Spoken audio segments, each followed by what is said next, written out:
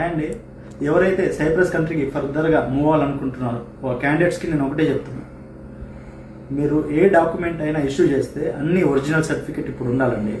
దాంతోపాటుగా ఏ టెస్ట్ ఇక్కడ యాక్సెప్ట్ అవుతలేదు. IELTS exam and SAT exam కొన్ని టెస్ట్లు యాక్సెప్ట్ అవుతుంది, కాకపోతే మనం జెన్యున్గా ఉండాలి ఆ టెస్ట్లో. మీరు ఐఎల్స్ ఎగ్జామ్ రాసుకోండి, అరౌండ్ B2 లెవెల్ సర్టిఫికేట్ తీసుకోండి, 100% వీసా వస్తుంది. ఇది ఓకే. నెక్స్ట్ ఇక్కడ ఏంటంటే నెంబర్ ఆఫ్ వీసాస్ మనకు రిజెక్ట్ అయినాయి. అది దేనివల్ల అంటే లాస్ట్ టైంలో మనకు PCC కావచ్చు కొన్ని డాక్యుమెంట్స్ అది జెన్యున్గా లేవు, డాక్యుమెంట్స్ ఫేక్ డాక్యుమెంట్స్. దానివల్ల చాలా వీసాస్ అనేవి డిలే అయినాయి, రిజెక్ట్ అయినాయి.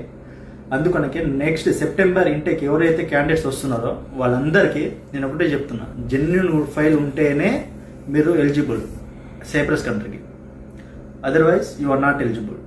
ఎందుకంటే ఇప్పుడు ప్రతి ఒక్క సర్టిఫికేట్ మ్యాండేటరీ లెక్క ప్రతి ఒక్క గ్రాస్ వెరిఫికేషన్ చేస్తున్నారు. అసలు స్టూడెంట్ జెన్యున్ అయినా కాదా అని చేస్తారు. దానివల్ల నెంబర్ ఆఫ్ స్టూడెంట్స్ అయితే వీసాస్ రిజెక్ట్ అవుతున్నాయి. ఇది main reason. Thank you so much.